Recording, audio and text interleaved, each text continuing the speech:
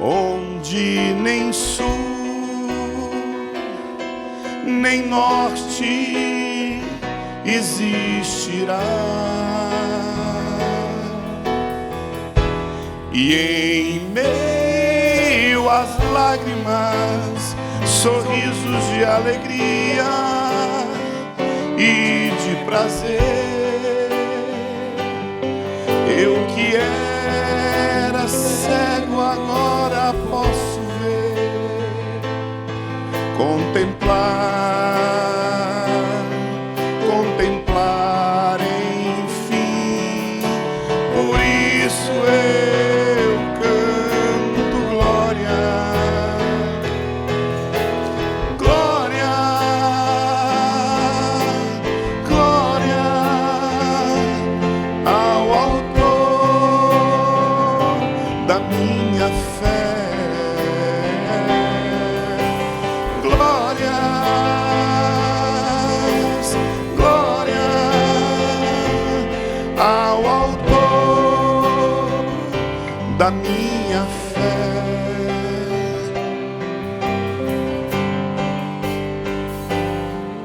Glória ao Senhor, glória ao Senhor, glória ao Senhor, o Autor da minha fé. Glória ao Senhor, glória ao Senhor, o Autor da minha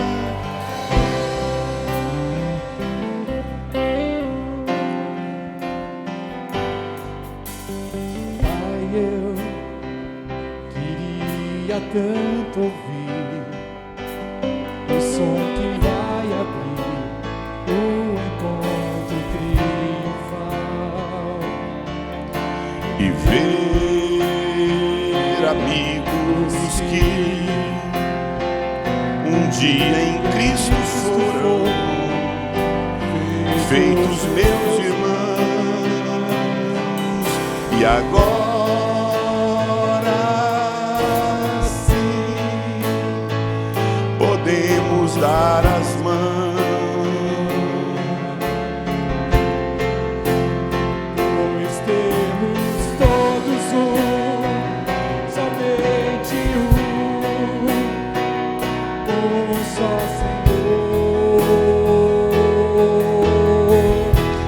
E o consolo que envolve a minha vida no meu Senhor Jesus,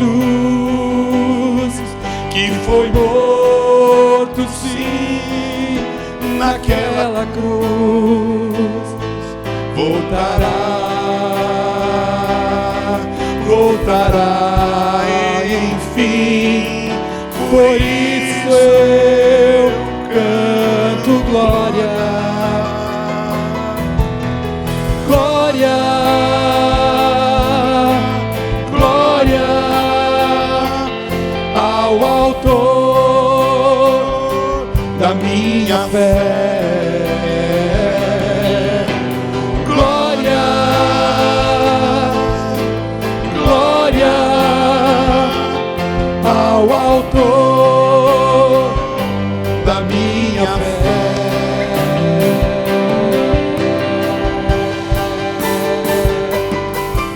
Glória ao Senhor, glória ao Senhor, glória ao Senhor, o Autor da minha fé. Glória ao Senhor, glória ao Senhor, o Autor da minha fé. Senhor, nós damos ao Senhor toda a honra, todo louvor, toda a glória. O nome que está acima de todo nome, importa que todo joelho se dobre e toda língua confesse que o Senhor é o Senhor e o Autor da nossa fé. Obrigado por essa tarde.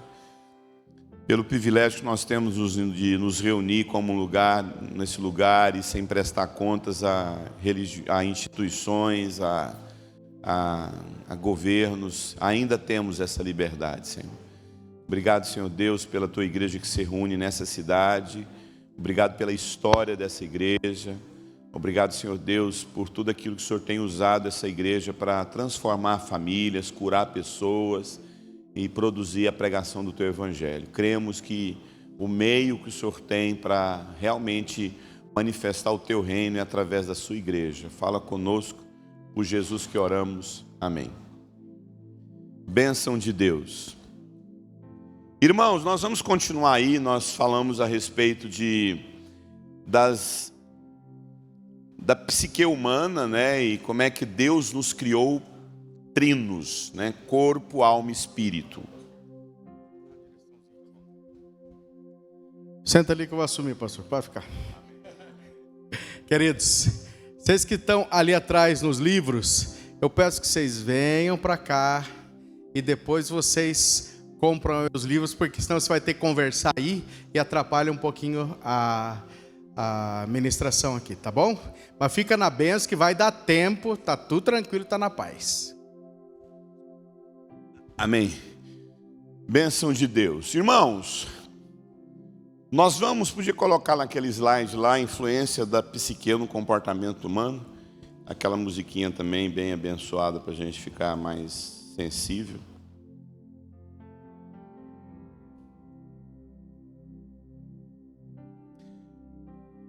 Queridos, eu entendo que nós temos como igreja, repito, crescer nesse entendimento de que o nosso espírito, como eu disse, está pronto, a nossa carne, ela precisa viver processo de renúncia e aí a gente tem que falar de jejum, nós temos que falar sobre jejuns, vida de oração, tudo isso que mortifica a carne.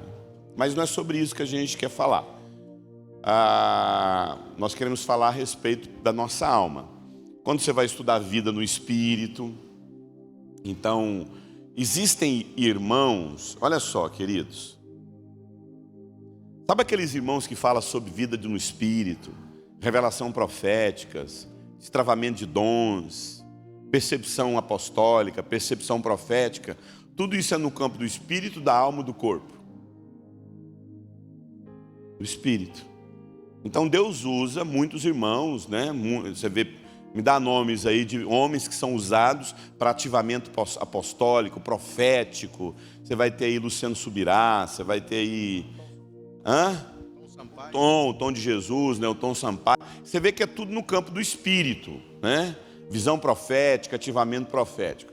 Tem uns irmãos que é mais no campo da carne. Vai falar sobre jejum, vai falar sobre renunciar à carne, vai falar sobre, sabe, o Subirá também atua muito isso. Mas é mais mortificar a carne, renunciar à carne. Mas Deus usa uns mais para essa questão da alma, que é o meu caso. Entende? Que é o meu caso. Então Deus me usa mais nessa questão de tratamento da alma. Eu vou usar um termo que o apóstolo Luiz Hermínio me chama. Ele falou assim que Deus me chamou para ser um terapeuta da alma da igreja, né? Um terapeuta da alma da igreja. Então Deus me chamou para essa questão da alma, de nós estudarmos sobre a nossa alma. Só que não tem como a gente falar a respeito de alma se a gente não entender algumas coisas do funcionamento da nossa psique.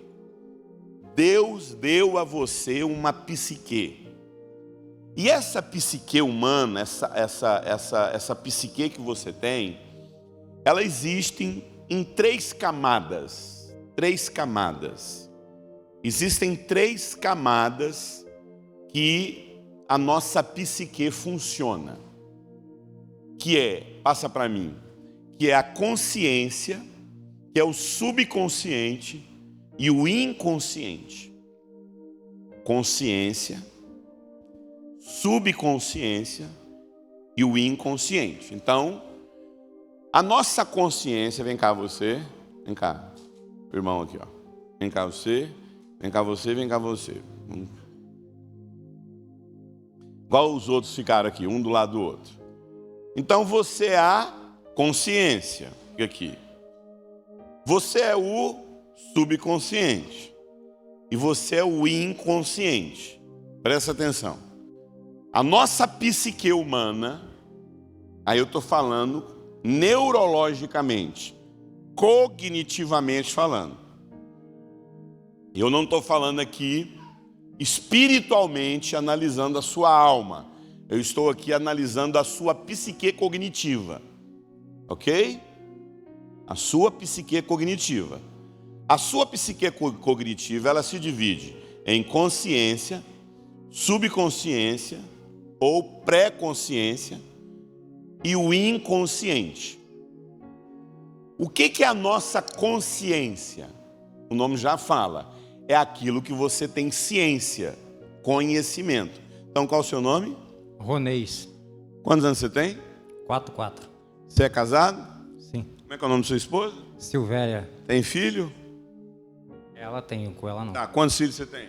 Eu não tenho nenhum. São 2 dela. 2. Qual o nome? Juliana e Tony. Qual que é a sua profissão? Eu trabalho na área da avicultura.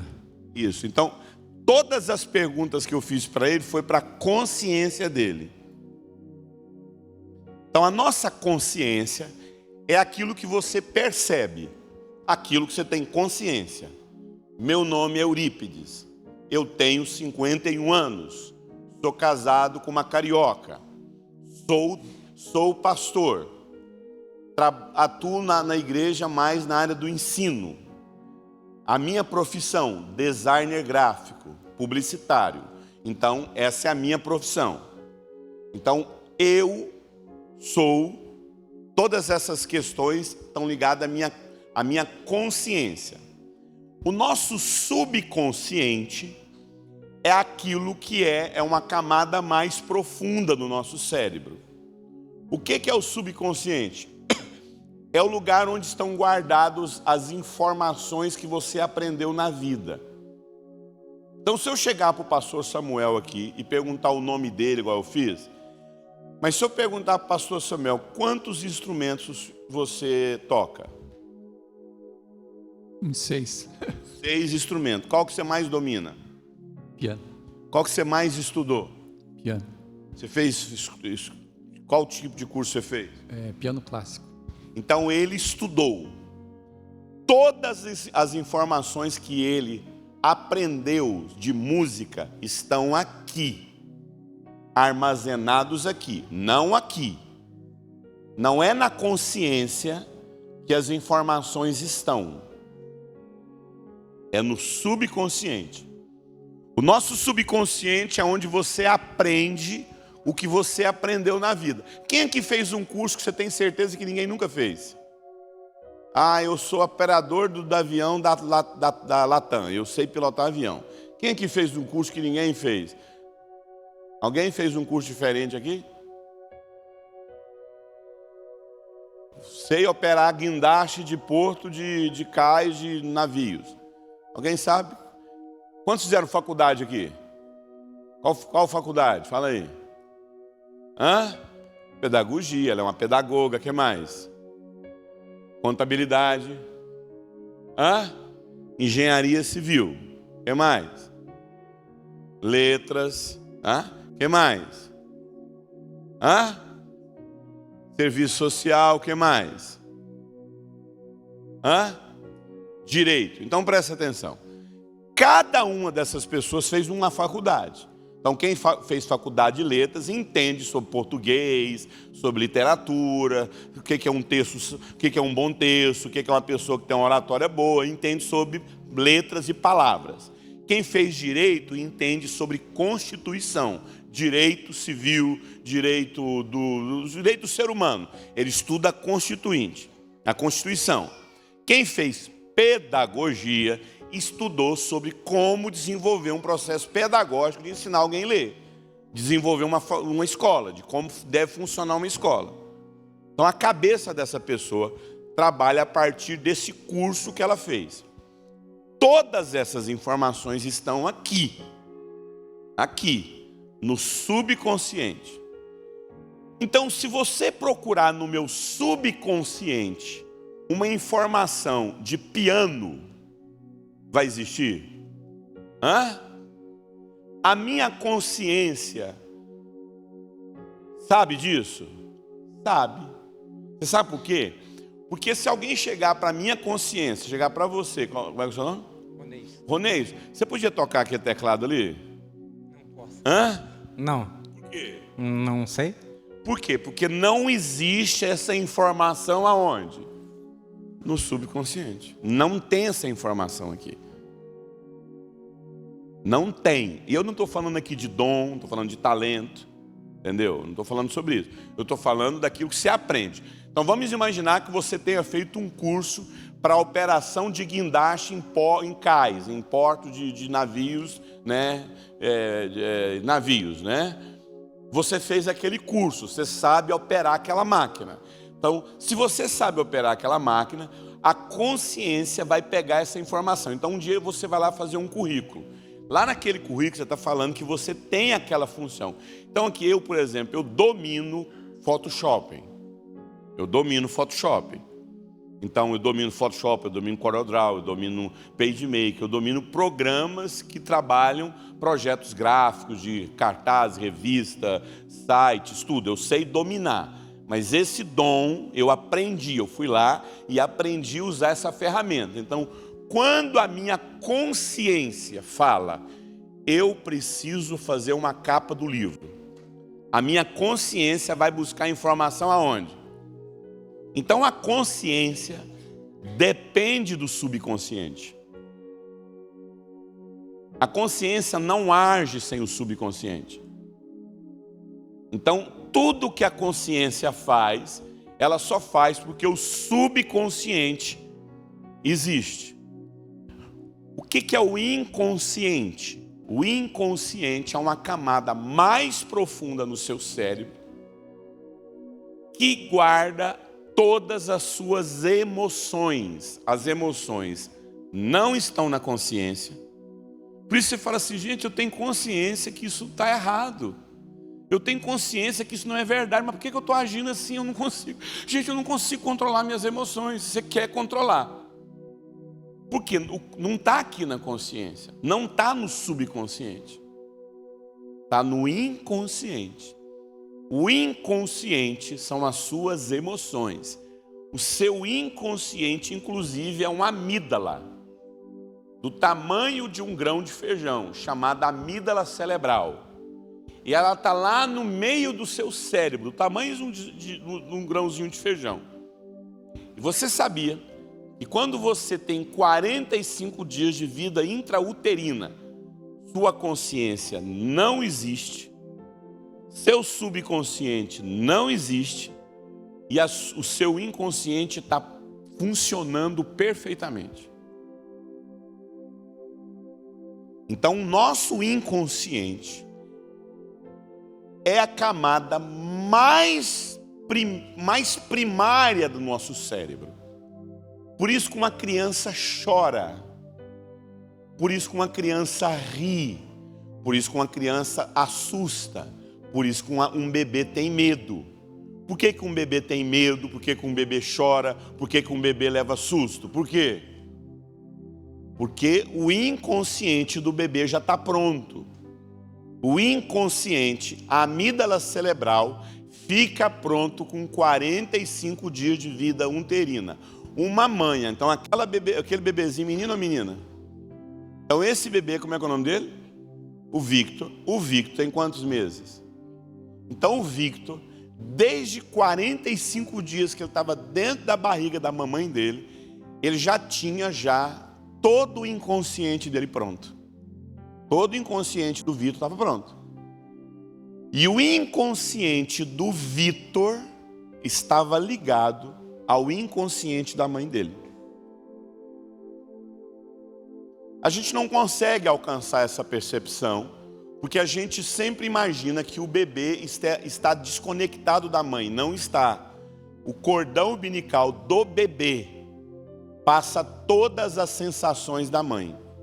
Todas as sensações. Então, O inconsciente do bebê está ligado ao inconsciente da mãe. Então, quando a mãe leva susto, o bebê leva susto. Quando a mãe sofre um trauma, o bebê sofre um trauma. Porque o inconsciente está pronto. Porque o inconsciente é todos os nossos sentimentos. Escute. De ânsia. O que é ânsia? Eu quero. Ânsia. O bebê quer a mãe. O bebê vai chorar 7 dias pela fome. Quando um bebê nasce, durante 7 dias ele chora por comida. Depois de 7 dias, o bebê vai parar de chorar de alimento e ele vai passar a chorar pela mãe. Então, durante 7 dias, todos os choros que o bebê tem é fome. Depois de 7 dias, ele começa a chorar algumas vezes por comida e a maioria das vezes pela mãe. Pela presença da mãe, pelo peito da mãe, pelo cheiro da mãe, pelo coração da mãe, pelos barulhos internos, que é o primeiro som que ele ouviu na vida, foi o coração da mãe dele. Nós, seres humanos, passamos 9 meses escutando o barulho do coração da nossa mãe. O som que a criança mais escuta são os barulhos internos da mãe dele. Só que toda aquela sensação que a mãe tem durante a gravidez, a criança já sente. Por quê? Porque a amígdala cerebral, que é o inconsciente da criança, já está pronto. Quais são as principais sensações do inconsciente? Aquele filme lá, Divertidamente, foi produzido por uma equipe de neurocientistas. O filme Divertidamente é cientificamente provado. Porque lá só que eles colocam só 5, na verdade são mais, né? São outras instâncias do inconsciente. Então, o nosso inconsciente, e comigo, gente, quem está comigo aqui? Então, o nosso inconsciente tem ânsia. O nosso inconsciente, escute, tem medo. O nosso inconsciente tem raiva. O nosso inconsciente tem angústia. O nosso inconsciente tem essas emoções produzidas pelo inconsciente. Para que serve o nosso inconsciente? Que são as nossas emoções. Aqui, diga comigo, todas as vezes que eu ouvir a palavra inconsciente, eu estou ouvindo falar das minhas emoções. Para que serve desculpe. Para que Deus deu as nossas emoções? Quem sabe?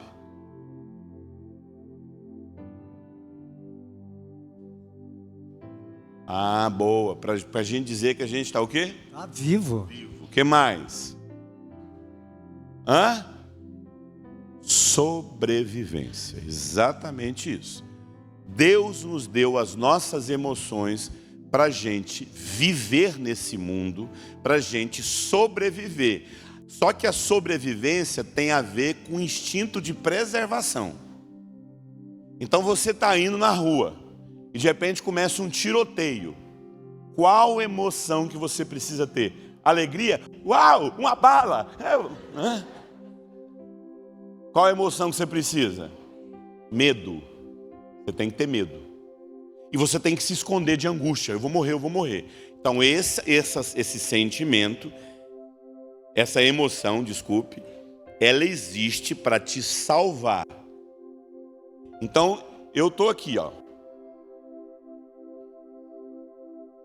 E eu subo aqui. E eu fico com a ponta dos pés aqui me equilibrando. A minha amígdala cerebral está 0, ela não está acionada. Por que a minha amígdala cerebral não está acionada? Porque ela não está dizendo para mim que a minha vida está em risco.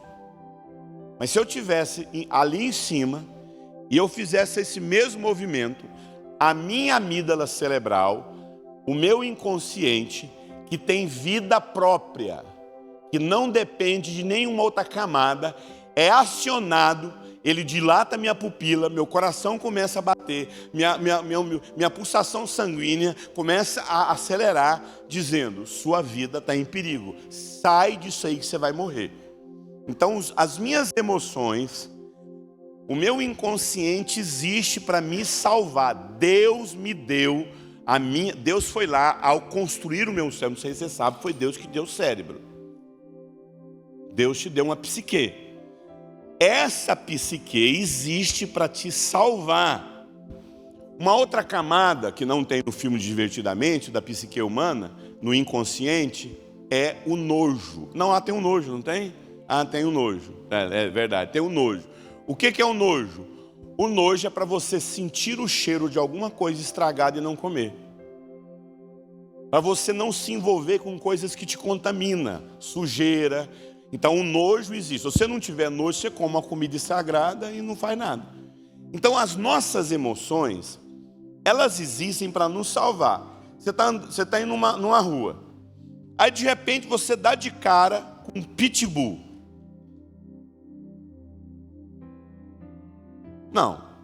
Não tem TDAH nesse momento.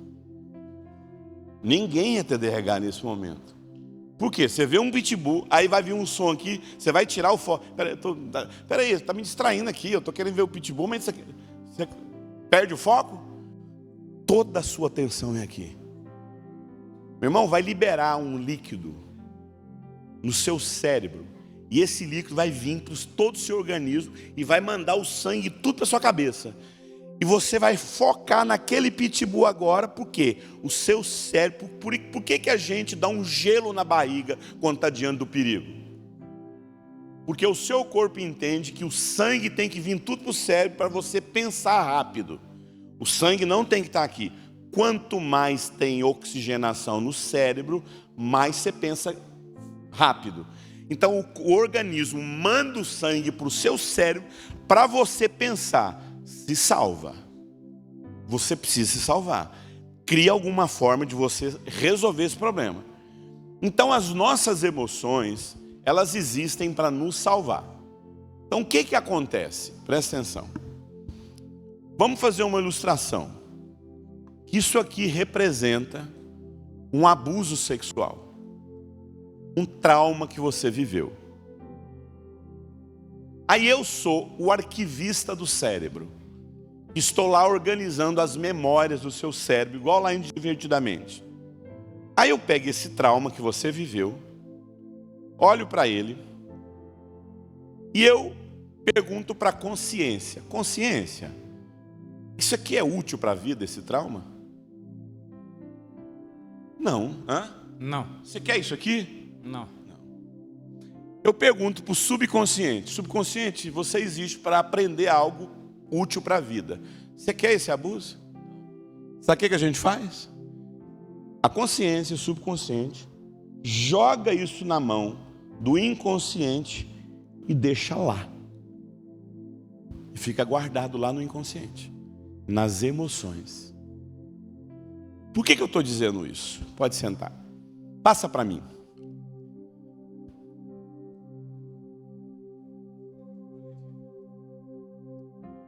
Eu estou querendo perguntar sobre o inconsciente coletivo. Sobre o inconsciente coletivo, já é um processo filosófico, né? E aí demanda outro foco. Aí cada um vai lá falar contigo para saber sobre o inconsciente coletivo.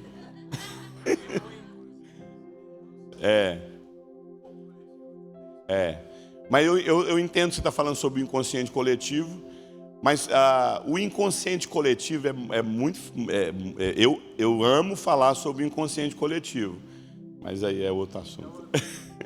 Passa para mim. Aqui não está mostrando muito bem a ilustração, mas eu poderia dizer, não, vai para frente, isso. Mas eu poderia dizer que a nossa psique, ela é representada. Na próxima vez que eu vou vir aqui, eu já falei com o apóstolo, vai ter um telão maravilhoso aqui. Aí a gente vai conseguir ver melhor, entendeu? O nosso inconsciente, a nossa psique, olha aqui, ela pode ser representada como aquela árvore ali. Olhe bem aquela árvore. Eu pergunto para você, aonde está ali o maior nível de sustentabilidade, de força de uma árvore? É a folhagem? É o tronco? São o quê? As raízes. Então presta atenção. A nossa psique é dividida em 3 camadas: consciência, subconsciência e inconsciente. Na sua vida, nas decisões da sua vida, está tudo no livro Sem a Força dos Pais, tá? Nas decisões da sua vida, na sua vida, você sofre influências. Só que a influência da consciência na sua vida é apenas de 5 a 10%.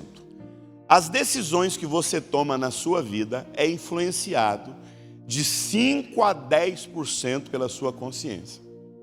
Então significa, olha só, que as decisões que você tomou na vida, você tomou apenas de 5 a 10% consciente. O que é o nosso consciente? Como eu expliquei para vocês, a nossa consciência fala dos nossos pensamentos, das nossas percepções, do nosso comportamento.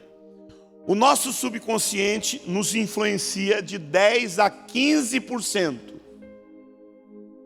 O que é o nosso subconsciente? Conhecimento, aprendizado e cultura. Então vocês do Sul têm uma cultura diferente da cultura do Centro-Oeste. Mas isso é aprendido. Você aprende a comer piqui. Você aprende a tomar açaí, que fala? Açaí é tomar, né? Tomar açaí não, chimarrão. Chima é tomar? Você aprende a tomar chimarrão. Eu não aprendi, eu acho sem graça. Me deram uma cuia de chimarrão uma vez, virou porta-caneta lá em casa, entendeu? Mas isso não faz parte da minha cultura. Por quê? Isso é aprendido lá no subconsciente. As informações da faculdade, a andar de bicicleta, a pilotar um carro, a cuidar de certas coisas, a cuidar do gado. Tudo isso é subconsciente. O inconsciente, que representa as raízes, o que sustenta a árvore, é 80% que afeta a nossa vida. Que são nosso medo, ânsia, raiva, angústias, emoções, sentimentos e a nossa sexualidade. Eurípides, então você está dizendo que 80% de tudo que eu tomei decisão na vida, 80% foi inconsciente? Foi. Inclusive essa pessoa que você casou. Por isso você falou assim, gente, parece que eu estava sem consciência quando eu casei. Verdade. Total razão. Você casou baseado em emoção. Detalhe, se fosse pela consciência, você nem tinha casado. Se fosse pela sua consciência, você nem tinha casado. Por quê? Porque a nossa vida, ela é influenciada 80% pela nossa consciência, pelo nosso inconsciente, desculpe. Falar da nossa consciência é falar de tudo aquilo que a gente sabe. Você é influenciado apenas de 5 a 10% pela sua consciência. Olha aqui para mim. Por que você sabe que você tem que fazer alguma coisa? Você tem consciência que você tem que mudar nisso. Mas você não tem força para fazer. Pastor, eu sei que eu não posso fazer isso. Por que eu faço? Pastor, eu sei que eu não posso. Eu sei que eu tenho que emagrecer, mas eu não consigo. Eu sei que eu tenho que tomar essa decisão, mas eu não consigo. Por quê? Porque as suas decisões não são tomadas pela sua consciência.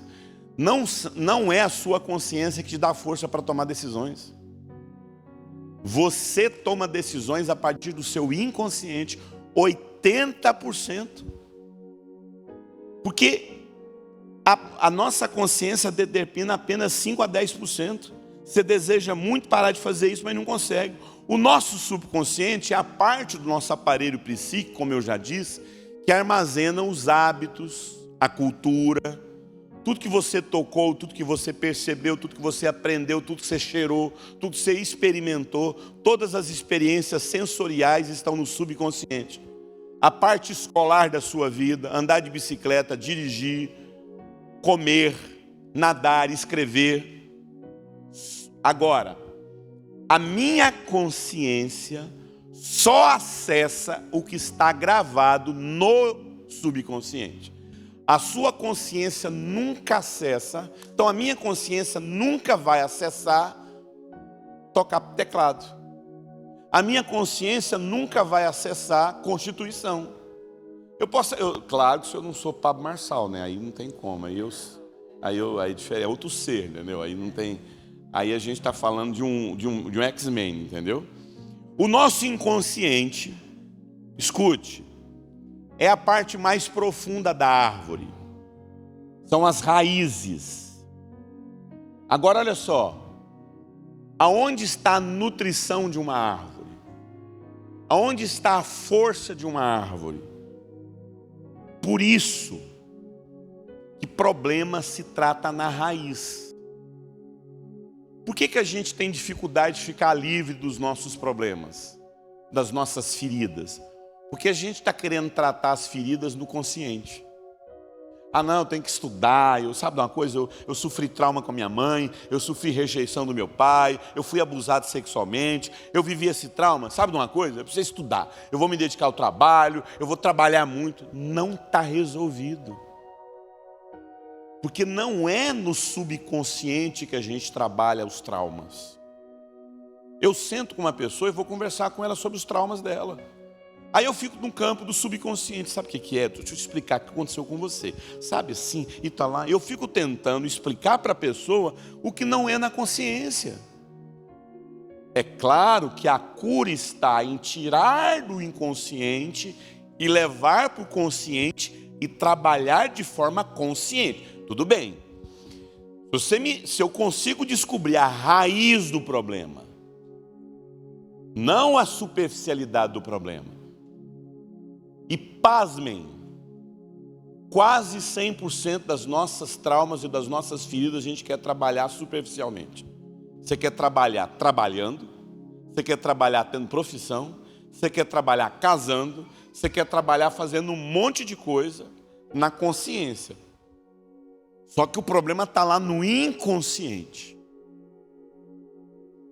Se a gente não aprender a ir na raiz do problema, porque 80% de tudo que nós fazemos, as decisões que tomamos, está no campo do inconsciente. E nós deveríamos dar atenção para isso. Agora olha só. Na consciência existe certo e errado. Pecado e não pecado, santo e profano, sagrado e secular. No subconsciente existe certo e errado, bom e ruim. No inconsciente não tem certo e errado. No inconsciente não tem parâmetros daquilo que é certo ou errado. Tudo é interpretado como sendo verdade.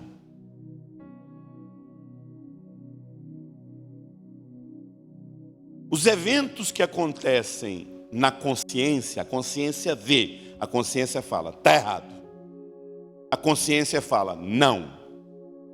O subconsciente fala, não quero, não é útil, não serve para a vida. Não existe isso no inconsciente humano. Não existe isso nas emoções. Por isso você fala assim, eu sei que eu tenho um marido bom. Eu sei que Deus me ama. Consciência ou inconsciente? Consciência. Mas eu não sei porque eu sou tão triste. Eu não sei por que eu não consigo ser alegre. Porque lá no inconsciente não tem certo e errado. Lá no inconsciente, você não chega para o inconsciente e fala assim, isso aí não é verdade. O inconsciente entende que tudo é verdade. O seu inconsciente, que é a parte mais profunda da sua vida, que são as suas emoções, não tem parâmetros de julgamento.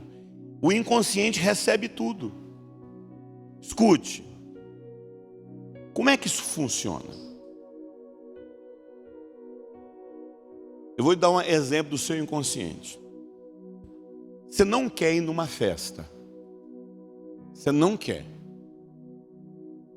Você não gosta da pessoa. Aquela pessoa, você não sabe por quê, porque está lá no inconsciente. Você olha para ela e ela te irrita. Se olha para aquela pessoa, aquilo te incomoda. Eu não vou com a cara daquela pessoa. Sabe aquele negócio? Não vou, não sei por que eu não vou com a cara daquela pessoa. Ela fez alguma coisa, não fez nada por mim, eu não bato com ela. Aí essa pessoa que não sabe disso, te chama para a festa do aniversário dela. Aí você não tem coragem de falar o quê? Não. Mas por algum motivo você esquece a festa. Aí a pessoa fala assim, por que você não foi? Ih, eu esqueci. Ah, sua festa foi ontem. Você sabe o que acontece? Você tem consciência de que você não gosta dessa pessoa, mas você não sabe por quê. Você sabe quem fez você esquecer a festa? O inconsciente. O inconsciente faz você ter um comportamento para falar que aquilo te incomoda, que você não gosta. Então, o inconsciente sabe por que você não gosta daquela pessoa. A consciência sabe? Não, a consciência só sabe que você não gosta. Você olha para aquela pessoa e você tem consciência de que por algum motivo aquela pessoa você não gosta dela. O seu inconsciente sabe por quê. O seu inconsciente sabe por quê. E aquela pessoa representa, eu vou explicar para você agorinha, um evento na sua vida que te machucou profundamente. Então, eu não sei porquê, vou dar um exemplo. Eu odeio o homem barbudo, imagine você. Homem barbudo me irrita. Eu olho para uma cara, um homem barbudo, aquilo me irrita. A minha consciência. O meu inconsciente sabe o que aconteceu lá no passado com um homem barbudo. Só que está lá guardado, sem eu ter consciência. Eu vou explicar isso daqui a pouco para vocês. Aí o homem barbudo vai e quer me aproximar de mim. E eu crio situações para eu não me relacionar com essa pessoa. Eu falo não, eu esqueço um evento, eu ataco ela. Está todo mundo ali conversando, e ele está conversando, aí ele fala, oi. Aí eu dou uma patada nele. Eu falei, cara, por que eu dei uma patada nessa pessoa? Fiquei mal. Conscientemente você fala o quê? Para que eu fui fazer isso? Por quê? Se eu for lá no meu inconsciente, eu vou descobrir por que eu tenho raiva de homem barbudo. Só que eu não sei por que é. Por isso, que às vezes, eu vou dar um outro exemplo para você. Pastor, eu não sei porque meu marido é fraco. Meu marido é fraco, meu marido é passivo, meu marido é um cara passivo, meu marido não faz nada. Eu não sei porque não tem ação e não tem reação. Esse cara era assim quando namorava? Era. Vou falar uma coisa para você. Não é as pessoas que mudam, é a gente que não quis enxergar.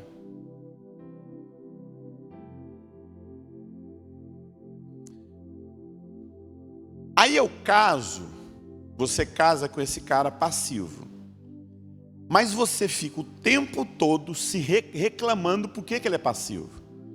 Aí você fala assim, mas por que eu fui casar com esse cara? Quem sabe quando eu for falar, não levanta a mão não, senão dá B.O. Por que eu fui casar com esse cara?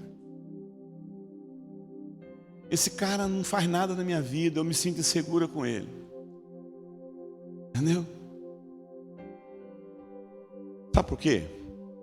Se você for conseguir acessar o inconsciente dessa pessoa, ela teve um pai abusivo. Ela teve um pai que não deixava ela tomar decisões. Ela teve um pai que abusou dela, que machucou ela, que não deixava ela tomar decisões, que bloqueou ela.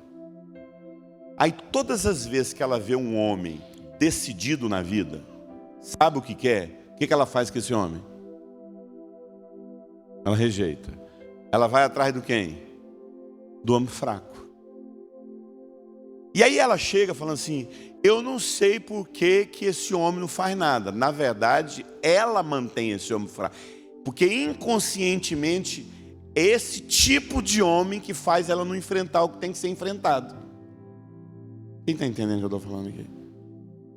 Eu dei para vocês aqui uma ilustração de como o inconsciente afeta praticamente todas as áreas da nossa vida.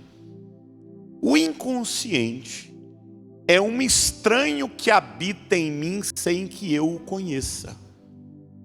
Paulo fala isso. O bem que quero fazer, o mal que não quero fazer, esse é o que faço. Passa para mim. Então, como é que funciona o inconsciente? O que existe lá no inconsciente? Do que o inconsciente é feito? O inconsciente é feito de eventos, de acontecimentos, pensamentos, sentimentos, emoções que nós não queremos lidar, não queremos perceber, não queremos enfrentar, não queremos discernir. Lembra do abuso? Sofreu o abuso. No meio da noite, quem deveria te amar, vai lá no seu quarto e toca em você. Quem deveria cuidar de você, não cuida de você, mas te machuca. Só que esse evento é esmagador. Esse evento não é útil. Nós jogamos lá no inconsciente, porque a gente não quer ter o quê? Consciência. A gente não quer lembrar disso. A gente não quer falar sobre isso. A gente joga lá, porque no inconsciente é o que a consciência não acessa.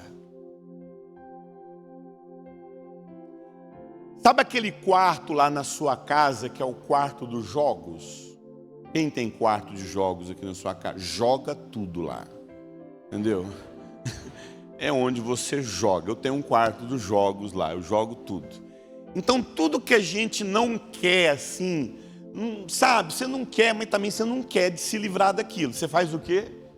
Você joga lá e tranca, fica lá.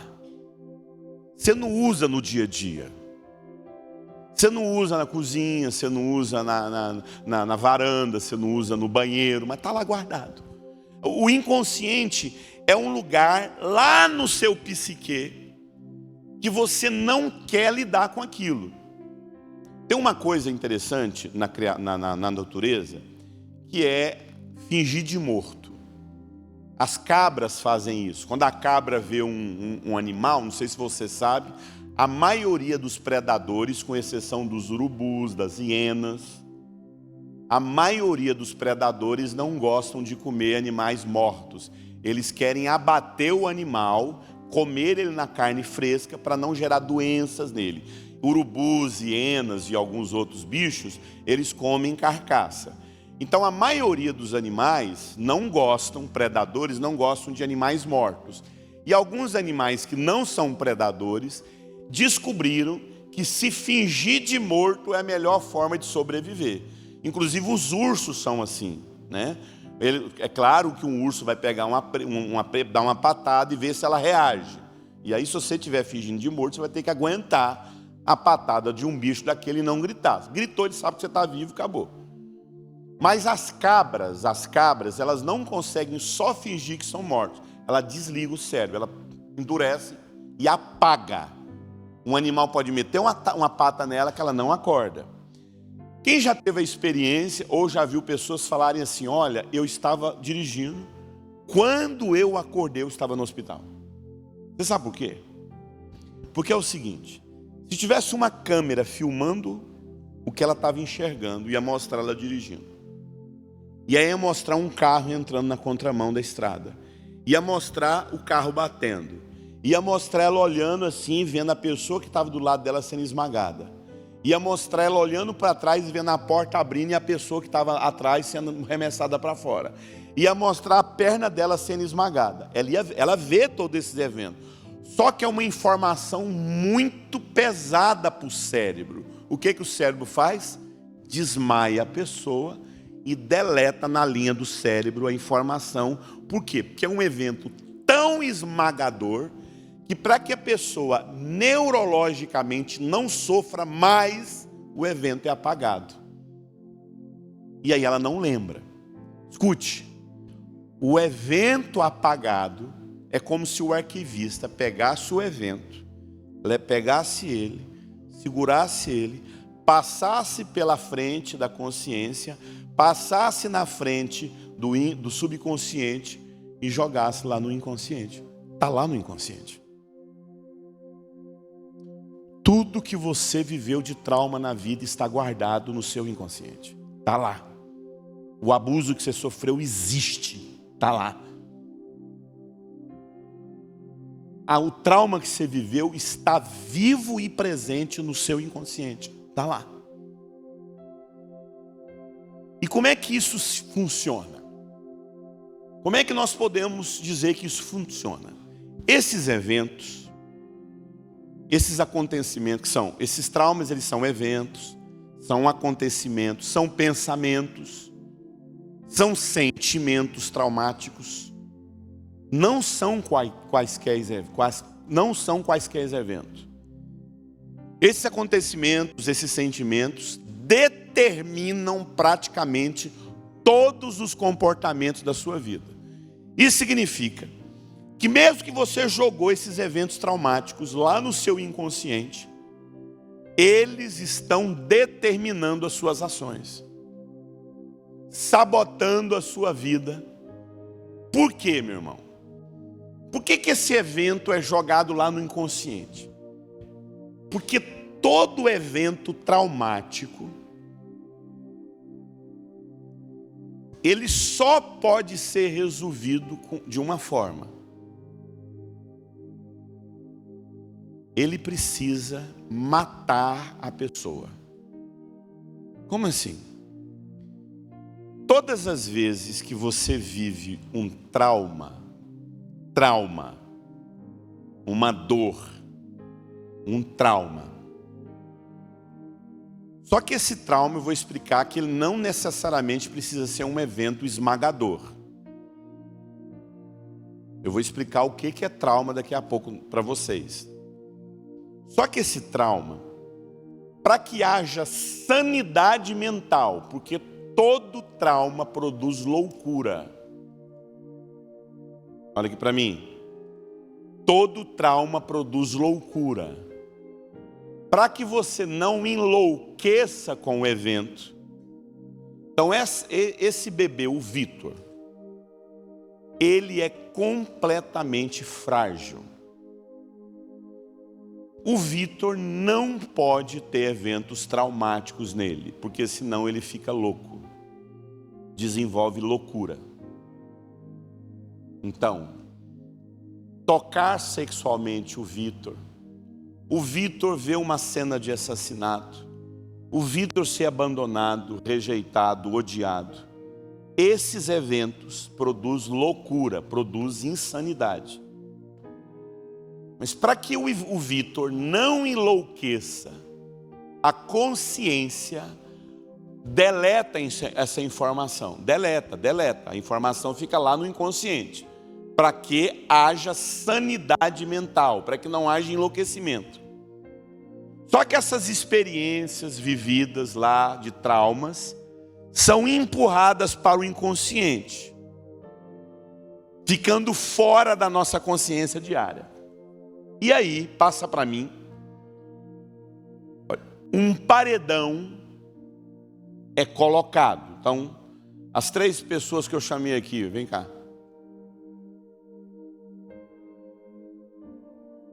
Então, olha só, fica vocês dois, fica igual estava antes. Escute, dá um espaço aí de um braço. Então aqui está um inconsciente. Então o evento traumático não é útil para a consciência, para o subconsciente. Você sabe o que faz? Se cria, como lá na ilustração, um paredão aqui, ó. Um paredão é levantado. E isola o inconsciente do subconsciente e da consciência. É isolado. E aí, vira de frente lá. Os dois. Não, de frente. Não, você fica. Isso. A consciência e o subconsciente vira as costas para o inconsciente, levanta um paredão e diz: eu não quero saber disso aí. Não toca nesse assunto. Praticamente todos os traumas que a gente vive na vida, a gente fala: eu não quero saber disso. A gente quer é muita dor, gente. Por que é muita dor? Vamos ver se você sabe por que é muita dor. Por que é dolorido? Gente, eu faço a metade de vocês chorar fazendo só uma pergunta para vocês. Lembra do evento que mais te deixou triste? Acabou, meu irmão. Por que é colocado um paredão aqui e a consciência não quer saber? E por que é tão doloroso? Por quê? Mas por que é tão doloroso o evento traumático?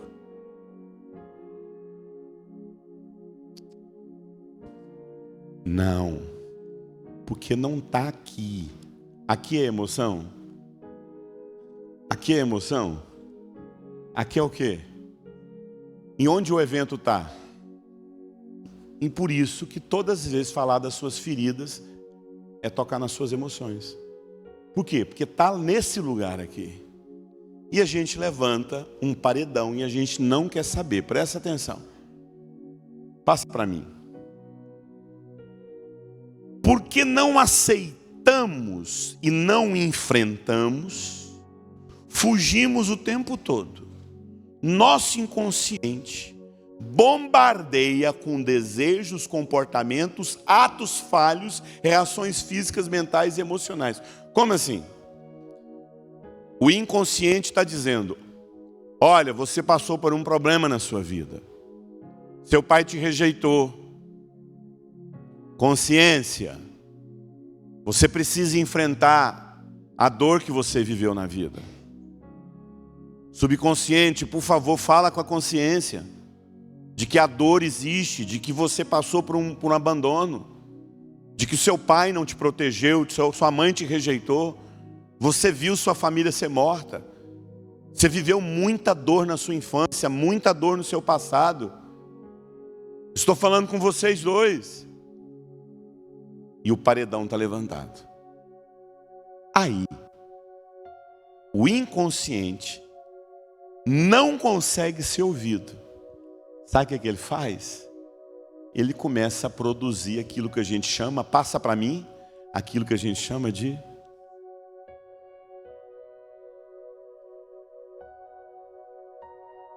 Você não quer enfrentar o trauma. Você não quer falar do que foi a dor que você sentiu quando você foi rejeitado. Você não quer falar da dor que você sentiu quando você jogou tudo lá no esquecimento. E aí, começa a produzir sintomas. Que sintomas? Sintomas físicos e emocionais. Aí surge a depressão, os ataques de ira, a ansiedade e principalmente as dores físicas. Por isso, que praticamente 90% das nossas enfermidades estão ligados aos nossos traumas emocionais. Você vai conversar com uma mulher que viveu câncer de mama. A maioria esmagadora tem muita mágoa com a mãe. Você vai falar com pessoas que têm fibromialgia. O que é fibromialgia? Se eu perguntar para vocês aqui o que é uma tensão muscular, você sabe explicar. Você está estressado, você está nervoso, você está chateado. O que acontece com os seus músculos? Eles travam. Aí trava tudo, você dói aqui, trava a perna, trava tudo, trava tudo. Você fala, gente, eu não sei o que está acontecendo. Músculo tenso. Só que a nossa carne não tem só músculo. Sabe quando você compra uma carne e aí você quer fazer aquela carne ficar mais macia? Você faz o quê? Você arranca a fibra, que é aquela camadinha que envolve as carnes. Aí você arranca a fibra. Escute, a fibra da carne está totalmente ligada à amígdala cerebral. Por isso que quando você sofre uma rejeição, uma dor emocional, alguém te machuca, um filho que te abandona, um filho que está fazendo algo que você não concorda, as fibras do seu corpo travam tudo e todo o seu corpo está doendo de fibromialgia. Porque são dores emocionais não vão resolvidas. Tem cura para fibromialgia? Não tem. O que os médicos falam? Teve ataque de crise de fibromialgia? Deita. Fica quietinha. Acalma as suas emoções que vai passar. Então esses sintomas são jogados. Eurípides, como é que trata isso? Pegar a informação do inconsciente, trazer para o consciente e tratar. Isso é fácil? Não é fácil. A gente quer se entupir de trabalho, a gente quer se entupir de atividade e não enfrentar o trauma que tem. A gente quer entupir o subconsciente de curso. E curso no subconsciente de curso, eu tenho que fazer curso, eu tenho que fazer escola, eu tenho que ir lá para o coach, eu tenho que virar master, ultra, mega, power, e não está tratando as feridas. Está lá, guardada. E esses sintomas estão nos sabotando o tempo todo. Vocês estão entendendo o que eu estou falando? Faz sentido ouvir isso? Obrigado. Então, escute, amado. Ninguém viverá cura na sua vida se não enfrentar o que tem que ser enfrentado. Por isso você falar para mim assim, Eurípides, eu sofri um trauma. Primeiro que tem trauma que você nem sabe que você sofreu. Você nem sabe, porque você deletou. Você deletou. Trazer e acessar o seu inconsciente, e a gente vai falar isso no segundo período. Acessar o seu inconsciente é um desafio. Tanto é que, passa para mim, olha só os sintomas emocionais e físicos, passa para mim, produzidos pelo inconsciente presente na nossa vida. Passa para mim, sintomas emocionais, transtorno de ansiedade, ataques de pânico, que por sinal inexplicáveis, transtornos mentais, depressão, tristeza intensa, sensação de vazio, tudo isso é sinal do seu inconsciente produzindo esse sintoma para você falar, você viveu trauma sim. Tem um trauma não resolvido na sua vida.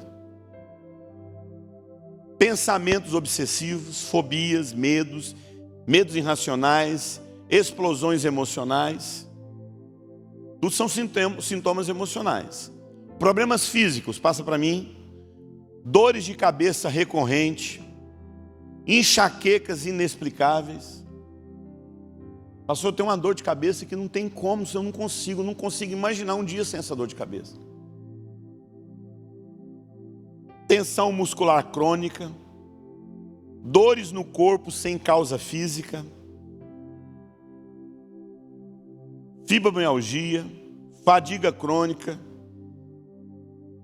quedas de cabelo, passa para mim, distúrbios do sono, como insônia, pesadelos frequentes, transtornos alimentares, como perda ou aumento de peso inexplicáveis,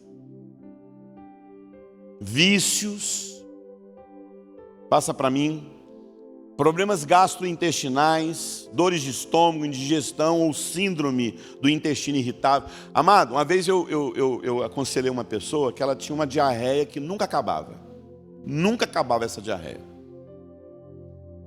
Ela conversou, ela já foi, fez tudo quanto é tipo de exame, não conseguia explicar por que ela tinha essa diarreia, uma diarreia que nunca acabava. Aí um dia eu fiz uma pergunta para ela: você viveu algum evento traumático na sua vida ligado à diarreia? Ela falou: não lembro. Eu falei assim: e sua mãe? Não sei. Você conseguiria conversar assim com muita tranquilidade com sua mãe? Conta para ela o que aconteceu. Por que se aconteceu alguma coisa? Ela falou: tudo bem. E ela chegou para a mãe dela: mãe, você sabe que eu tenho uma diarreia que nada corta, não tem problema com nada, lactose, nada. Não é síndrome do intestino irritado, nada, eu simplesmente não corto essa diarreia. Aconteceu alguma coisa ligada à diarreia, a mãe dela começou a chorar. Irmãos, ela conta. E quando a mãe dela parou de chorar, ela chegou e falou: filha, deixa eu te contar. Quando eu fui ganhar você, era parto normal, o médico não me fez lavagem, não me lavou. E eu já estava com problema de diarreia. E na hora quando eu estava forçando, e a mulher de parto normal, ela força como se fosse fazer cocô. A hora que eu fui ganhar você, eu fiz cocô no médico, de cima embaixo nele. E ele levou aquele susto assim, com aquela diarreia no rosto dele. Foi bem na hora que você nasceu, ele levou susto e deixou você escorregar e você caiu no chão nas fezes. E eu fiquei com tanta vergonha que eu não quis te pegar. Ele fez todo o procedimento e depois eu não quis te ver, que eu fiquei com muita vergonha. Depois só de 3 dias eu fui pegar você. E elas choraram ali, e ela abraçou a mãe dela: mãe, você não precisa sentir vergonha disso. Meus irmãos, acredite, nunca mais ela teve problema.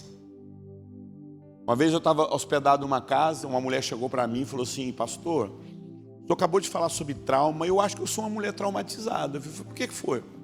Aí me levou assim naquele negócio que as mulheres têm antes de entrar no banheiro, como é que é o nome? Closet, né? Aí entrou no closet, meu irmão, eu acho que eu devo ter contado assim, logo de início, assim, umas 30, 40 roupas no plástico, sem nunca ser usada. Ela falou: pastor, eu não consigo ficar um único dia sem comprar uma roupa. Tudo é roupa. Eu tenho uma compulsividade para comprar roupa, e eu não sei por que eu sou assim, pastor. Eu tenho que comprar roupa o tempo todo. E a gente, faz uso de um recurso no aconselhamento, na cura emocional, que é destravar a memória travada pelo trauma. Eu faço uso disso. Senhor, eu queria orar pela mente dessa pessoa.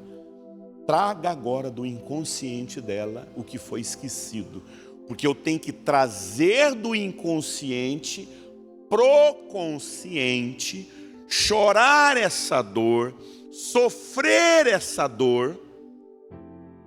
Presta atenção, as emoções existem para nos salvar. Segura a história da mulher compulsiva. Você lembra o que aconteceu aqui em Blumenau? De um pai que deu uma entrevista de um menino, de um homem que entrou numa escola e rachou a cabeça das crianças. Você lembra? Você lembra a entrevista do cara? De um pai das crianças, no final do dia? Ele fala assim: o evangelho de Jesus não me permite odiar esse cara. A maioria dos crentes sentiu: nossa, meu Deus, que homem crente, eu não tenho essa... Franco para você, esse cara é doente. Se não é, vai ficar mais ainda. Você sabe por quê? Porque ele tem uma emoção produzida pela amígdala dele. E essa emoção tem que vir.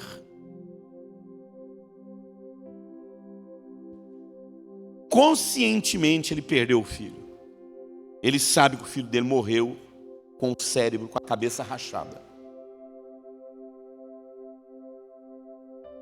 O sentimento que protege ele é o sentimento de raiva. Sentir raiva, chorar, gritar com a vida, questionar tudo, brigar até com Deus. Meu filho morreu. E ele sente essa raiva, ele sente a dor, ele sente a raiva, ele sente a dor, ele fica revoltado, ele entra em depressão, em angústia. Depressão não, né? Ele entra em angústia, ele sente raiva, ele sente essa dor profunda, ele chora, ele vive a dor do luto. Judeu chora por meses quando alguém morre. chama a gente, joga cinza na cabeça, sente a dor. E aí vai lá, dá vontade de matar o assassino, jogar fogo nele. Mas a consciência dele está falando, calma. Se você matar esse cara, vai acabar com sua vida. Você vai... Deixa a justiça fazer, ele vai ser condenado. Mas ele chora. À medida que ele chora, que ele sente raiva, que ele sofre, essa dor vai sendo jogada para fora pelo próprio inconsciente, ao ponto dessa dor virar saudade. Dessa dor virar saudade, não, virar tristeza. E essa tristeza virar um sentimento de saudade. Não é vazio. Você sente que essa pessoa partiu de um jeito muito triste. E você está triste por isso. Mas você colocou isso para fora.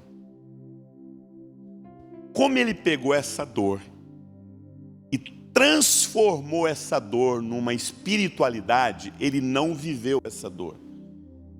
Essa dor está guardada lá, essa raiva, esse ódio, e tudo isso está guardado dentro dele. Ele não pôs para fora, ele falou que não, que ele tem que amar, porque a Bíblia fala para amar. Sabe o que essa dor vai virar? Quem sabe? Eu acabei de falar. Qual o nome? Não. Eu dei um nome agorinha lá. Sintoma. Essa dor vai virar depressão. Aí de repente ele não sabe por que ele está em depressão.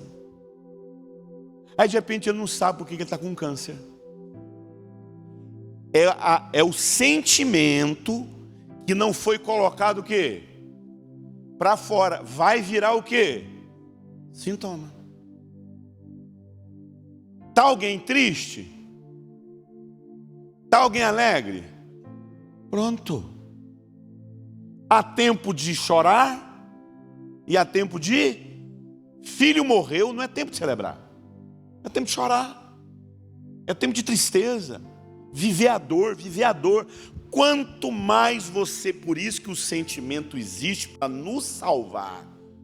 Nos salvar da loucura, nos salvar da morte, nos salvar Por que é salvar da morte? Porque quando esse sentimento não vem para fora, somatiza. Aí é o soma. Por isso são doenças psicossomáticas. O que acontece? Você não vive o sentimento, somatiza no corpo. Você sabia que está aprovado, meu irmão, que praticamente o nosso estômago tem a metade das células nervosas, das células que tem de neurônios que tem no cérebro. O nosso estômago é um segundo cérebro. Está nervoso, dá diarreia. Fica irritado, solta o intestino. Passa uma situação, aquilo torce dentro de você. É o seu corpo, escute.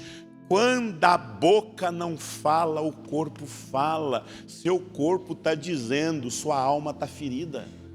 Quando a boca fala, o corpo cala. Por isso que mais de 80% das nossas doenças físicas e emocionais são problemas da alma, guardados lá no inconsciente que a gente não quer enfrentar, a gente não quer colocar isso para fora. Todos esses sintomas são mensagens do nosso inconsciente, indicando que algo precisa ser resolvido. Dores não resolvidas são dores não superadas. Inclusive, amado, vou falar uma coisa para você aqui assim. Você sabia que é provado que muitas das dores que às vezes a gente sente no nosso corpo são dores que os nossos pais também sentiram? Às vezes sua avó foi estuprada. Às vezes seu pai foi assassinado, seu avô foi assassinado. E você tem uma raiva que você nem sabe por que você carrega isso. Sabe por quê? Eu perguntei uma vez, eu estava de frente de uma professora, uma doutoranda lá, ela é doutora em célula. Aí eu cheguei para ela, quantas partes divide a célula, quem lembra?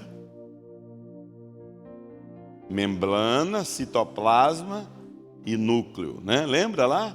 Está guardadinho no seu subconsciente, foi só falar, você lembrou de tudo aí, lembra? Foi lá na 4ª série agora, né? Lembrando, 4ª série não, 6ª série, né? Membrana, citoplasma e núcleo. Aí eu perguntei para ela, me responde aqui. Qual parte da célula tem memória? Ela falou, na membrana. Eu falei, então você está me dizendo que a membrana de uma célula tem informações de memória? Tem, nós carregamos a memória dos nossos avós, amado. Isso acontece, sabe? Lembra da tartaruga do Projeto Tamar? Lembra? Ela vai lá, a mãe dela bota o ovo lá na praia e por algum motivo que ninguém sabe explicar, é claro que é a memória celular, aquela tartaruga, se ela sobreviver, ela vai andar em vários oceanos e vai voltar no mesmo lugar, na mesma praia que a mãe dela botou o ovo. Ninguém ensinou, por quê? Está gravado em cada célula daquela tartaruga. O gatinho que você tem na sua casa nunca foi viver na selva, nunca enfrentou predador. O máximo predador que ele tem é um chinelo. Entendeu? Mas por algum motivo ele vai lá naquela caixa de areia, faz um buraquinho, faz cocô no buraquinho, tampa, cheira, joga mais areia, cheira, joga mais areia. Quando ele não sente o cheiro da areia, ele vai embora. Você sabe por quê? Porque o ancestral dele, de centenas e centenas de anos atrás, quando estava na selva, enterrava as fezes para um predador não pegar ele. Existe uma memória celular que faz aquele gato fazer aquilo. Pasmem, nós carregamos memória celular dos nossos antepassados. Oi? Em todas as nossas, você sente a dor. Você quer uma prova disso? Estoura uma guerra no Brasil. Meu irmão, você vai ver essa machaiada tudo correr. Teve a guerra antes do Israel, como é que foi a guerra? Da Ucrânia.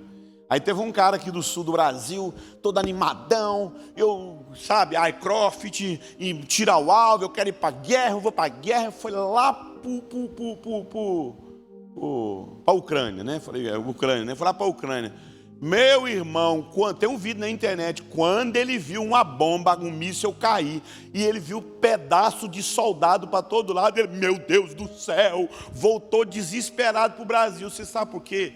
Nós brasileiros não temos memória celular de guerra, gente. Você vai lá na Ucrânia, você vai lá em Israel, o cara tá lá, o vovozinho, meu irmão, com um fuzil na mão, no meio da rua, falou, vou morrer por esse povo, porque o avô dele foi para a Segunda Guerra Mundial, o bisavô dele foi para a Primeira Guerra Mundial, ele tem história de guerra no sangue. Nossas guerras foram umas guerras aqui do Farroupilha, entendeu? Lá no Pará, lá, e as guerrinhas, lá em Minas Gerais, entendeu? Bomba, não, meu irmão, não, foi só espada, vamos embora, tchau, vamos embora, entendeu? A gente não tem memória de guerra, a gente nunca viveu isso, graças a Deus, entende? Não tem. Por quê? Escute, isso é muito interessante, amado. Durante muito tempo a gente chamou isso até de instinto, hoje não, amado. Hoje fala a respeito da transgeracionalidade psíquica. Passa para mim. A transmissão geracional, isso não vai dar para passar lá não. A transmissão geracional psíquica é transmitida, escute, é transmitida de geração após geração pelos avós, pelos pais, na qual a herança psicogenética é transformada e metabolizada em material cognitivo de memória. A família é o espaço principal para a transmissão psicogeracional de memória. Nela articulam diversos mecanismos de identificação, formação, hábitos e ações. As funções cognitivas elaboradas pelo grupo familiar, como por exemplo nas atuações de violência, traumas, ficam registradas nas células nervosas, neurônios, comprometendo e influenciando diretamente várias dimensões intrafamiliar, produzindo agressões de todas as formas sociais, estímulos de guerras, ditaduras, genocídios e até a miséria. Tem gente que está registrado na memória celular ser miserável. Isso acontece com músicos. É incrível, por que alguém, o meu avô tocava, o outro tem uma profissão, de repente aquilo nasceu, está registrado nas células. Agora você nem quer imaginar quando é no campo da consciência, você viveu uma dor emocional no passado, quando você era lá na infância, sua mãe viveu um espancamento, você não sabe por quê. Você tem uma dor dentro de você que você não sabe explicar. Dá a impressão que você vai ser espancada a qualquer hora, abandonada. Sua mãe foi abandonada na gravidez. Escute. Nós já estamos finalizando esse período aqui. Passa para mim. A cura começa. Pode passar? Ah não, volta lá, volta. Volta. Tá vendo que eu dei uma bugada aqui. Pode deixar aí nessa parte aqui. A cura começa em olhar para esses sintomas, reconhecer que não se trata às vezes de um torcilax. Não se trata às vezes de um tratamento apenas cancerígeno. Às vezes não se trata apenas de um problema de um remédio. Se trata de você olhar para esses sintomas e perguntar lá para o seu inconsciente: o que está guardado aí? Por que você tem tanta raiva de homem? Por que você não casou até hoje? Por que você não gosta de nenhum líder sobre a sua vida? A gente tem que ir lá na raiz do problema. Você está tentando resolver: eu não gosto de você, eu não gosto de você, eu não gosto de pastor, eu não gosto de líder, não gosto disso, não gosto de dinheiro. Não, meu irmão, vou falar uma coisa para você. A família estava lá tranquila, vivendo todo mundo bem, alegre, o papaizinho em casa. E um dia o pai ganha na loteria. E quando o pai ganha na loteria, ele surta e foge, vai embora. E aí aquela mãe, com aquelas filhas, cresce dizendo o quê? Que dinheiro não presta, acaba com a família. Dinheiro não presta, seu pai abandonou a gente. Só que a próxima geração nem sabe do abandono que sofreu por conta do pai que ganhou na loteria e abandonou a família. De repente, todo mundo tem espírito de miséria. Começou com o quê? Com uma ferida lá no passado. Será que a gente tem passado feridas para os nossos filhos, para os nossos netos, né? Guarda essa frase aqui, porque a gente vai orar sobre ela depois. A dor mais profunda da sua vida pode se tornar a porta para a sua cura. O que mais doeu na sua vida? O que mais te machuca? Amado, eu vou contar essa história aqui e depois a gente vai dar um intervalo. Eu tenho um grande amigo, se tornou um amigo meu, que é o pastor Alcione Emerick. Eu vou contar isso aqui porque ele conta isso. E ele conta que uma vez uma mãe procurou ele, preocupada, desesperada, porque o filho de 9 anos estava decidido em ser uma menina. Eu quero ser uma menina, e vamos colocar um nome aí. O meu nome é Ângela, né? Meu nome é Ângela, eu sou Ângela, e aquilo um desespero, né? E ela procurou o pastor Alcione e falou: pastor, Alcione não, psicólogo, né? Alcione como psicólogo, foi nem como pastor. Alcione, eu estou passando por um problema muito sério, meu menino de 9 anos decidiu ser menina, ele quer ser menina e quer ser chamada pelo nome de Ângela. E ele quer ser uma menina e tal. Aí ele conversando com essa mãe, sentando com essa mãe, tentando chegar a um acordo com essa mãe, tentando chegar a uma solução para todo esse problema. E ele teve um insight, ele falou assim: aconteceu alguma coisa na sua gravidez que pode ter dado aí uma outra identidade para o seu filho? Ela falou: sim, aconteceu. O que aconteceu? Foi: pois é, pastor, fulano, quando eu fiquei grávida, A gente lá empolgado, né, para saber o sexo da criança, e falou que era menina. E deu certeza que era menina, né? Foi lá, fez o exame, aqueles 2 pauzinhos lá, menina, menina, menina. E a gente foi lá, quarto de menina, roupa de menina, escreveu Ângela na porta, e menina, menina, minha menina, minha menina, minha menina. No dia que foi nascer a criança, adivinha? Menino. Aí aquele desespero.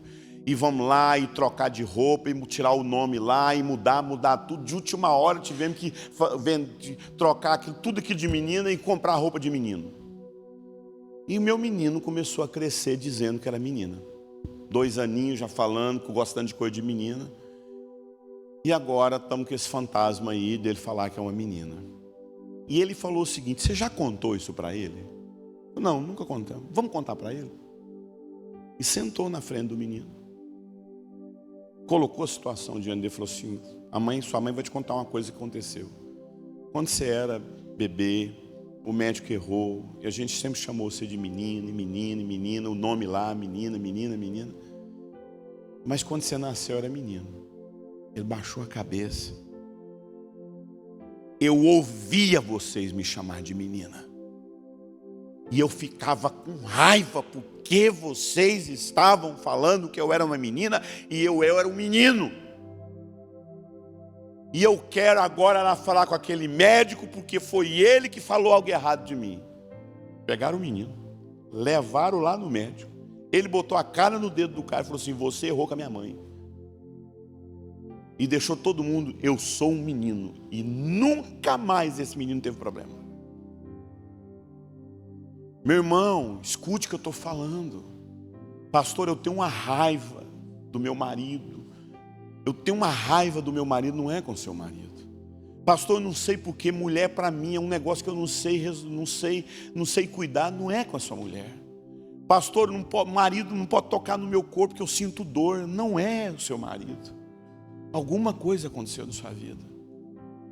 Alguém chegou para mim numa viagem que eu estava vindo do Pará, falou: pastor, eu tenho depressão profunda por conta do Covid. O senhor acha que o Covid produziu trauma? Eu não tinha trauma. Depois do Covid eu tenho sérios problemas de depressão, angústia. E você acha que adulto fica traumatizado? Eu falei: fica, é claro. Só que o trauma do adulto é mais fácil para tratar o trauma da criança. Sabe por quê, gente? Por que é mais difícil tratar um trauma de uma criança? Por que o trauma da criança vem por toda a vida? E geralmente traumas na vida adulta são mais fáceis de ser tratados na terapia. Eu consigo acessar uma pessoa que viveu um trauma e trazer esse trauma de forma consciente. E vou falar uma coisa para você: é tão simples que parece mentira. Tudo está no campo das emoções. Você precisa dar por evento o sentimento que você não deu. Quando você põe a dor para fora, por isso, meu irmão, não tem como eu tratar um evento de um trauma que você viveu sem ver você chutar o chão, dar murro no chão, gritar de dor, e pôr essa dor para fora. Porque você está vivendo, você está vivendo a emoção que você não viveu. Cala a boca, o abusador fala: cala a boca, não chora. Sabe quando você sofre um problema que você vai lá no banheiro e fala assim, ó, engole esse choro. Respira fundo. Calma, calma. Não é você que está fazendo isso. É o seu pai e sua mãe que faz isso com você.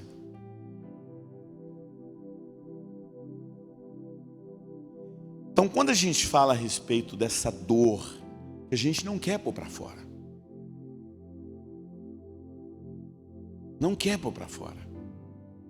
Então, quando a gente... Eu ia falar alguma coisa? Não falei não, né? Tinha concluído já? Então, presta atenção. Nós vamos continuar essa caminhada. Inclusive, até amanhã de manhã, a gente vai pôr muita coisa para fora aí. Mas hoje à noite ainda vou fazer uns exercícios com vocês. Sabe? Você tem sintomas? Será que esses sintomas são isolados ou tem coisa lá? Lembrei que eu estava falando. Por que trauma em adulto é diferente de criança? Porque o adulto, a construção de um ser humano é formado de identidade, caráter e personalidade. Persona.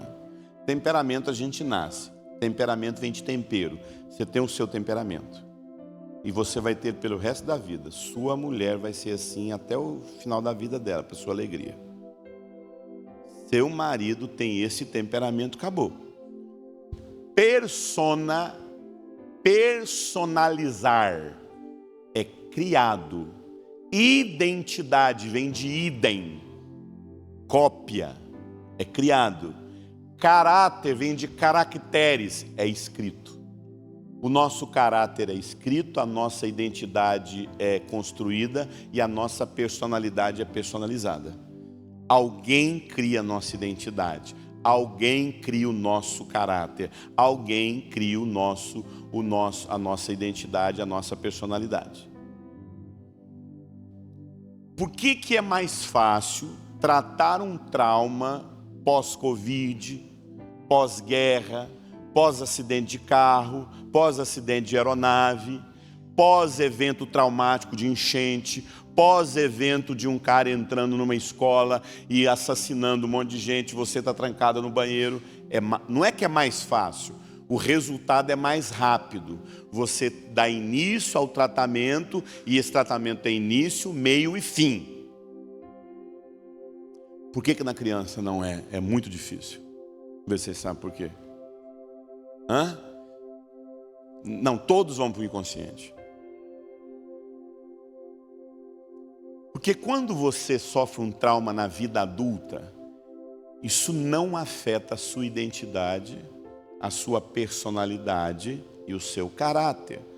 A criança está em formação de identidade, personalidade e caráter. Se na formação da identidade, da personalidade e caráter, traumas acontecem, a identidade é traumatizada, a personalidade é traumatizada e o caráter é traumatizado. Então você machuca a identidade da pessoa. Por que o abuso sexual na infância produz homossexualidade? Porque o trauma na infância afeta a identidade da criança. Por isso que eu não acredito. Perdão. Não é que eu não acredito, deixa eu refazer. Eu tenho muita dificuldade de acreditar que cura emocional se resolve com imposição de mão. Dobrar joelho e falar, Jesus me cura. Não, meu irmão, você tem que vomitar isso. Você tem que chorar essa dor. Você tem que pôr para fora. Abaixe sua cabeça. Senhor, nós cremos no agir do Teu Espírito Santo. E o Senhor conhece os lugares que a gente nem conhece de nós mesmos. Tua palavra diz que nenhum homem conhece a si mesmo como o Senhor nos conhece. O Senhor sabe nos levar naquele lugar de dor. O Senhor sabe nos levar naquele lugar de ferida. E de forma consciente, o Senhor sabe nos levar para aquele lugar de abandono. Eu quero pedir nesse momento que o Senhor comece a trabalhar no inconsciente de cada um aqui agora. E trazer para a consciência aquilo que até hoje não foi enfrentado. Trazer para a consciência aquilo que até hoje não foi trabalhado, confessado, chorado. E começa a mexer dentro de nós, pelo Teu Espírito Santo. Não por força, nem por violência, mas pelo Teu Espírito. O Senhor falou isso para aquela mulher do poço. O Senhor falou isso para ela. Tu dizes a verdade. Tu dizes a verdade. O Senhor traz a verdade de coisas que a gente tem escondido sobre nós, sobre a nossa história. O Senhor falou com José do Egito. José do Egito chorou a dor dele, que o texto sagrado diz que o castelo inteiro ouviu o choro de José. Um choro guardado nele por anos, por anos. Fala conosco, ministra ao nosso coração mais e mais. Em nome de Jesus, amém. Vamos dar um intervalo, tá? Quantas horas agora? 7h30? 7h30. 7h30 a gente volta, os apóstolos vão estar finalizando aqui. São 10:50, 7h30 a gente volta. Amém? Bênção de Deus. Pessoal, só um pouquinho então, tá? Nós